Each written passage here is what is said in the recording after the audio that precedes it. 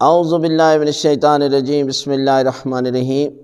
جو لوگ نماز سے پہلے اذان اور اقامت نہیں پڑھتے، اکثر لوگ سوال کرتے ہیں کہ کیا نماز سے پہلے اذان اور اقامت پڑھنی چاہیے؟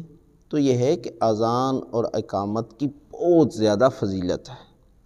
یعنی یہ دیکھ لیں کہ جس طرح نماز میں جو ہے وہ تسبیح کا ذکر کرنا، ایک تسبیح مستحب ہے، سنت ہے، نماز کے بعد تسبیح جناب سیدہ فاطمہ الزہرا سلام اللہ علیہا اللہم صلی علی محمد، لیکن اس کا ثواب جو ہے وہ چھٹے امام فرماتے ہیں کہ اس کا ثواب 1000 رکعت کے برابر ہے۔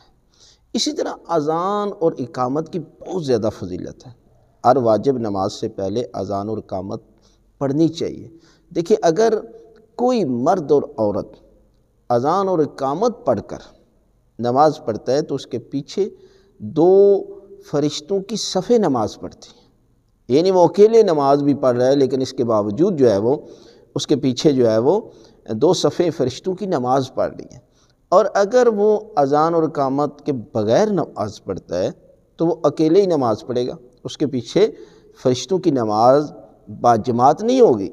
لہذا ضرور جو ہے وہ آپ ہر واجب نماز سے پہلے اذان اور اقامت پڑھیں۔ لیکن اگر اذان ہو رہی ہے مسجد میں اور آپ اس الفاظ کو دہرا رہے ہیں کہ جب اللہ اکبر کہا جاتا ہے تو آپ بھی کہتے ہیں اللہ اکبر، تو پھر اس کے بعد جو ہے وہ اذان کہنے کی ضرورت نہیں ہے، بلکہ آپ اقامت ہی پڑھ کر جو ہے وہ نماز پڑھ لیں۔ لیکن اگر آپ نے اذان کو سنا ہی نہیں ہے، اس لیے کہ اذان کو سننے کی بڑی فضیلت ہے، بلکہ یوں ہے کہ اگر کوئی بندہ اذان کے دوران گفتگو کرتا ہے تو 70 سال کی عبادت جو ہے وہ اس کی ضائع ہو جاتی ہے۔